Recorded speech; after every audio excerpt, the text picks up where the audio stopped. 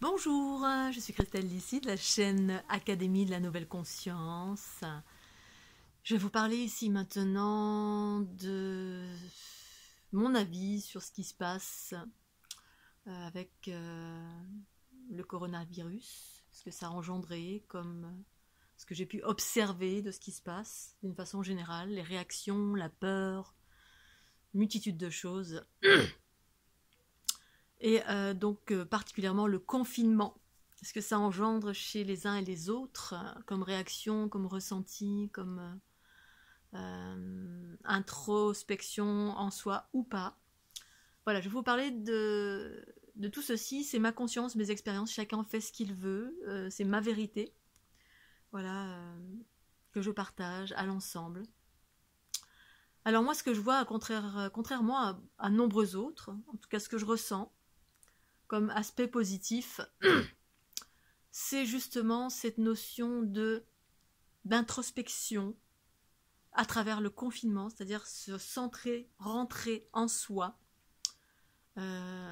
être séparé de l'ensemble, c'est-à-dire à travers notamment bien la proximité, c'est-à-dire ne plus être en proximité du monde, du groupe, de l'ensemble, de l'individu. Alors si on est seul ou en famille, eh bien on ne vit pas la même chose.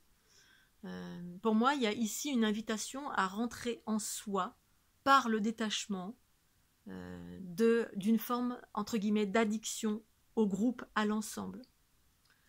Nombreuses personnes, en fait, ont envie que ce confinement arrive à terme pour pouvoir vite se retrouver, faire des câlins, boire des coups, se mélanger à la foule, retrouver ses amis, d'être en groupe.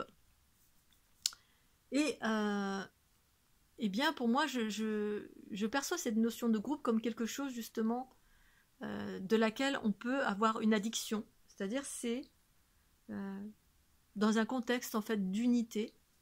L'unité pour moi, en tout cas bien évidemment, telle que je le vis, telle que je l'expérimente. Il y a eu un moment donné dans ma vie un détachement, mais pas qu'à un moment donné, depuis que je suis née, moi j'ai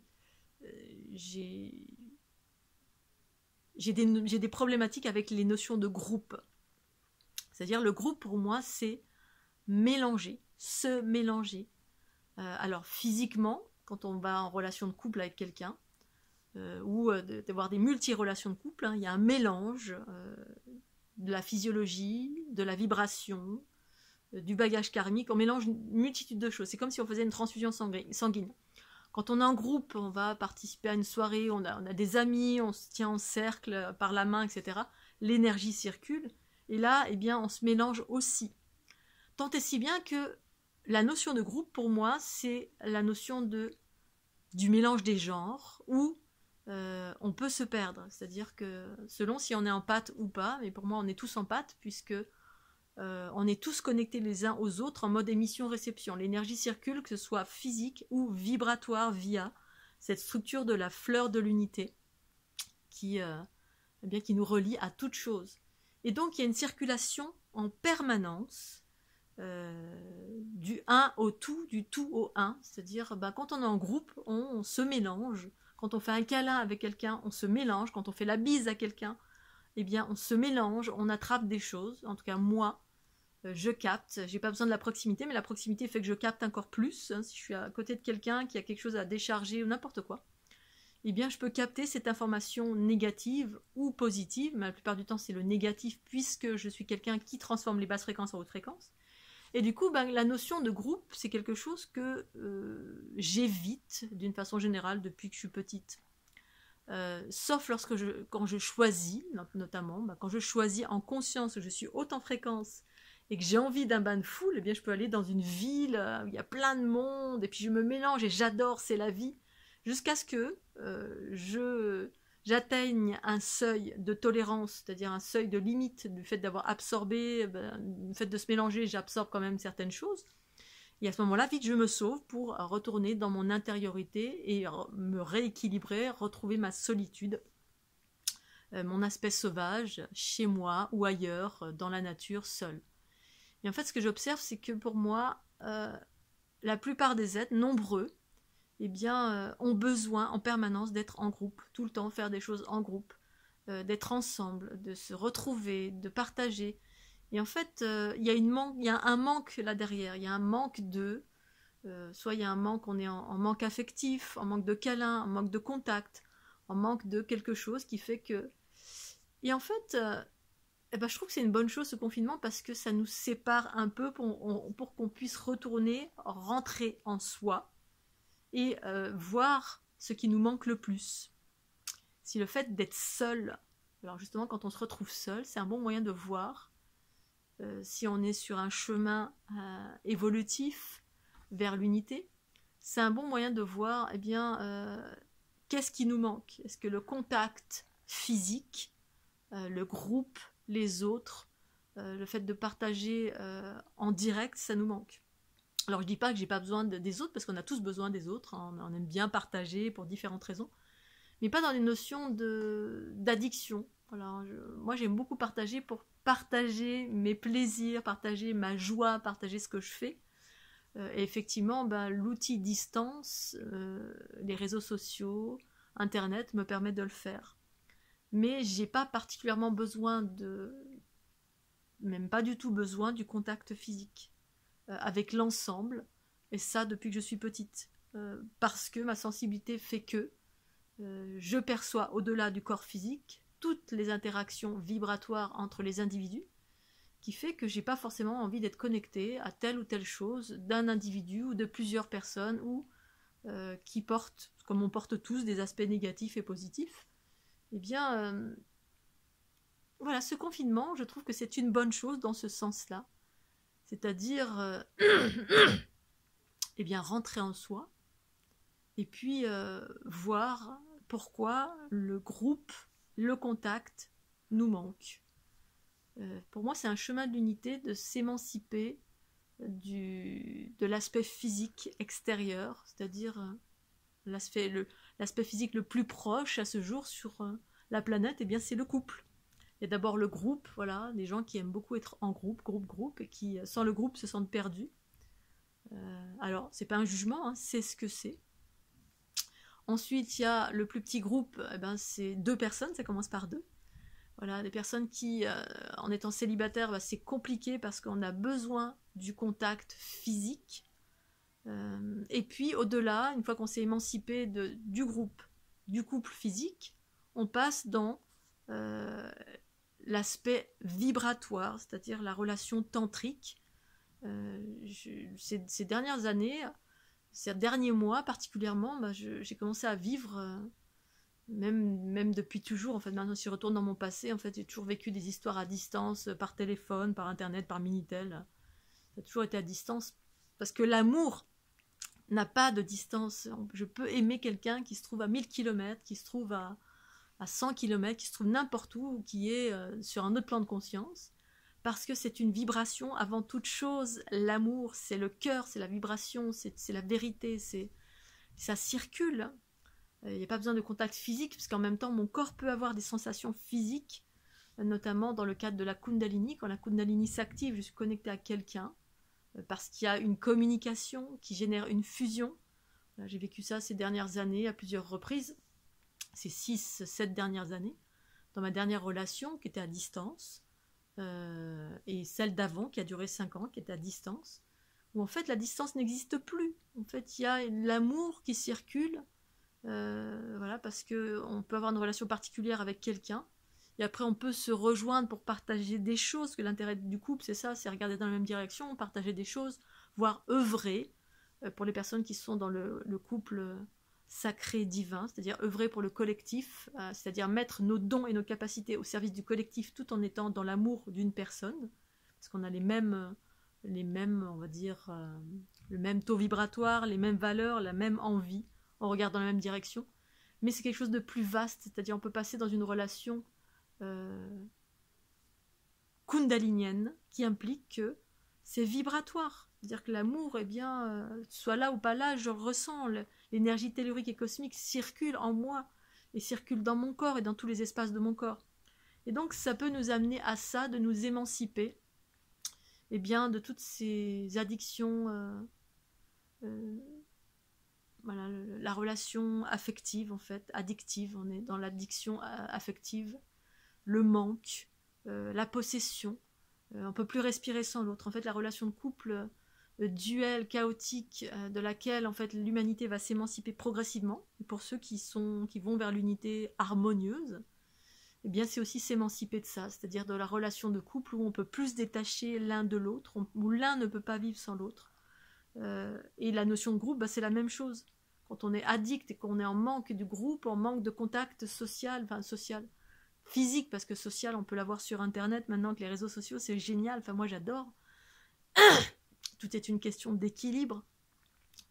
Eh bien, voilà, toutes ces notions de manque, de vide, parce qu'il n'y a pas de contact, ça fait partie encore des choses qui, pour moi, vont évoluer ou pas quand on va vers son unité, qui évoque aller au-delà du physique, pour trouver ensuite un équilibre. Une fois qu'on est détaché du physique, c'est comme être détaché de la nourriture. À un moment donné, je me suis détachée de la nourriture. Pour ensuite eh bien, se dire, bah, finalement, voilà, on peut naviguer entre les deux aspects. C'est-à-dire, je me suis détachée de tout ce qui est terrestre, pour ensuite revivre ces choses terrestres, mais n'étant plus dans l'addiction et le manque, mais tout simplement dans une notion d'amour, de vérité, de choix conscient. Je suis dans la conscience et le choix conscient d'être avec quelqu'un.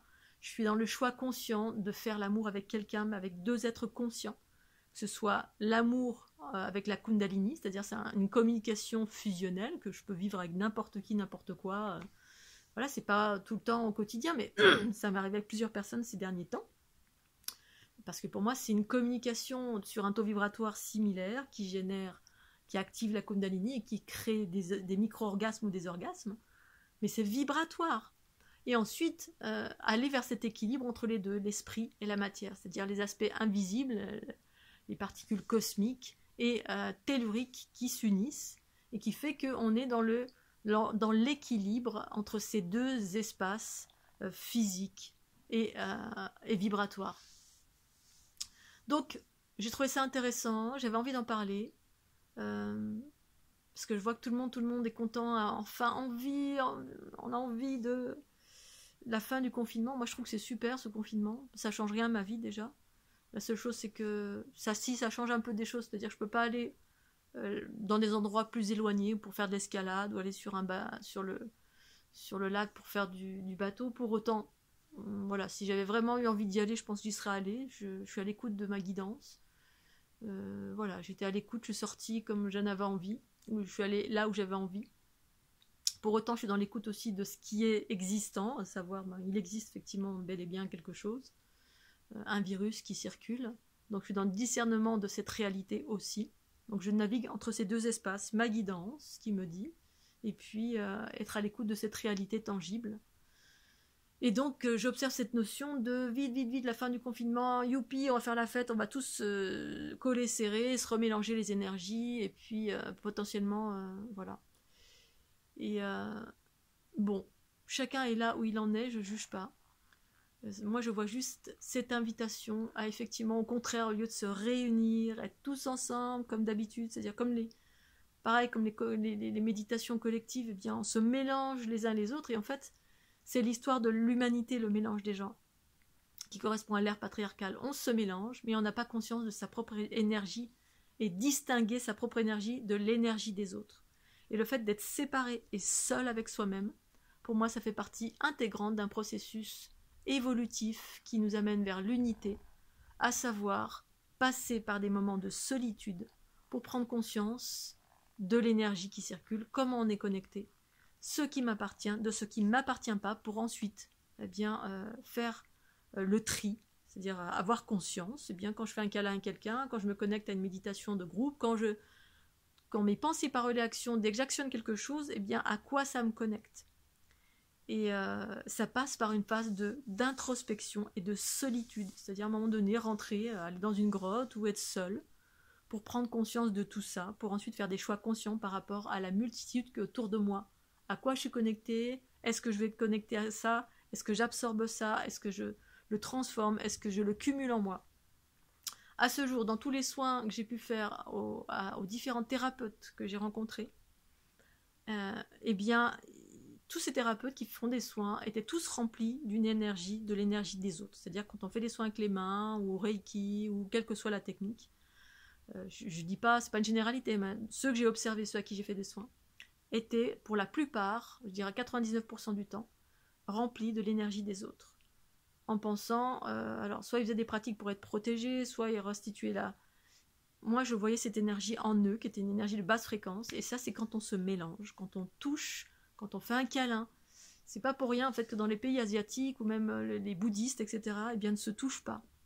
Limite ils se mettent la tête contre le front quand vraiment ils se connaissent bien, qu'ils sont en confiance, qu'ils ont envie par amour. Moi personnellement, j'aime pas faire depuis que je suis petite, j'aime pas faire la bise aux gens. Et force est de constater que finalement, ce coronavirus va m'aligner avec ça, dans le sens où je crois qu'à partir d'aujourd'hui, je pensais être alignée sur tout, mais avec ça, je ne l'étais pas. Notamment ne pas faire la bise systématiquement aux gens que je ne connais pas. Je le fais déjà, ça, ne pas dire bonjour aux gens que je ne connais pas, ou dire bonjour de loin. Mais là, ça va m'aligner encore plus sur le fait que je vais le faire de moins en moins. Puisque, effectivement, en ayant conscience de ce que ça faisait en moi, parfois je le faisais. Pour autant, ça ne m'empêche pas que parfois je peux prendre quelqu'un dans mes bras, quand je fais un choix conscient, c'est-à-dire qu'il y a vraiment de l'amour, qu'il y a vraiment où je peux transformer, ou ce que je vais accueillir en prenant quelqu'un dans mes bras. Quand je fais la bise, quand j'accueille, je touche physiquement quelqu'un, eh bien je prends une part de sa charge énergétique. Il y a un mélange qui se fait. On rentre d'abord dans... Voilà, le corps physique, ça ne s'arrête pas là, il y a le corps vibratoire, et puis on est plus ou moins bas selon qui on est. Et donc à partir de là, je crois que je vais encore plus m'aligner avec cette intégrité, cette valeur en moi, de pas forcément faire la bise, qui est un truc européen, je pense. Je ne sais pas qui un jour a instauré ça. Je ne connais pas cette personne, je lui fais la bise. Eh bien, pour moi, non. Non, ça ne veut pas dire que j'aime pas la personne, ça veut dire que vibratoirement, je prends des choses, je suis sensible. Et effectivement, dans plein de pays du monde, on croise les mains, on met la main sur le cœur, on se salue de loin. Et en Europe, eh bien, on fait ça, étonnamment. Pour quelle raison ? Pour moi, la raison, c'est qu'il y a une fois encore une volonté. On nous a mis dans une volonté de se mélanger. Et quand on se mélange, eh bien, on ne sait plus qui on est. On ne sait pas qui on est. On est influencé par l'autre. On prend les bagages de l'autre. Et tant qu'on n'a pas la perception de comment les énergies circulent, qu'est-ce que je prends, qu'est-ce qui est à moi, qu'est-ce qui n'est pas à moi, nos pensées, parce qu'on est traversé par plein de pensées, par plein de bagages, par une multitude de choses dans la vibration, eh bien, quand on n'a pas conscience de ça, eh bien, on n'est jamais nous-mêmes. On est tout le temps un mélange de soi avec son concubin. La plupart du temps, c'est d'abord ça. Ensuite, on a un mélange de soi avec le groupe. Si on est tout le temps en train de faire des activités de groupe en permanence, eh bien, on se mélange avec une multitude de personnes en permanence. Et donc, ce confinement, pour moi, c'est quelque chose de bénéfique pour ceux qui voient l'aspect de rentrer en soi. C'est comme une retraite pour, à un moment donné, prendre conscience de ce mélange des genres, de distinguer ce qui est à moi de ce qui n'est pas à moi, et qui, pour moi, correspond à un des chemins vers l'unité, en tout cas, un des chemins que j'ai traversés. Et même, ça correspond à ma personnalité depuis que je suis petite. Voilà, j'ai toujours été un peu éloignée des groupes. J'ai eu une période dans ma vie où j'ai été un petit peu dans des groupes, mais pour ensuite m'en émanciper, pour être de plus en plus à l'écoute de qui je suis, ma sensibilité, mes curseurs, ce que j'absorbe, ce qui est à moi, ce qui n'est pas à moi. Voilà, je voulais faire ce petit partage qui va certainement à l'encontre de nombreux autres. J'en suis désolée. C'est juste ma voix, ça ne veut pas dire ce que vous faites c'est faux, parce qu'on est tous différents. Pour certains, c'est juste le groupe, le mélange, faire des câlins tout le temps à tout le monde, faire des gros hugs. Ça ne m'empêche pas d'aimer. Quand je fais pas de câlins, ça ne m'empêche pas d'aimer. Ma famille, elle est éloignée, je les aime quand même, éloignés. Y a des gens que j'aime profondément, et pour autant, je les appelle pas toutes les 5 minutes, et je les aime profondément. Ça n'empêche pas l'amour. Pour autant, voilà, c'est comme ça que je fonctionne, c'est ma conscience à ce sujet. Si vous aimez, et c'est votre fonctionnement de faire des câlins, d'être en groupe, de méditer en collectif, et d'apporter, et d'avoir des notions de allez, on va sauver le monde, eh bien c'est ok, c'est juste et parfait. Je voulais juste faire cette distinction et partager ma conscience de ce que je ressens de ce confinement qui est juste et parfait à travers la présence de ce coronavirus. Voilà. Rentrer en soi, se faire passer en priorité, arrêter d'être tout le temps à l'extérieur, pour trouver après un équilibre entre ces deux aspects, extérieur et intérieur. Énergie qui me circule, moi en priorité ou pas, ou d'abord les autres. Voilà, Scooby-Doo. C'était un peu péchu, hein, je suis désolée. Je vous fais des gros bisous, j'espère que vous allez bien, et puis je vous dis à très bientôt sur la chaîne Académie, pensez aux petits pouces bleus. Des gros bisous, bye bye.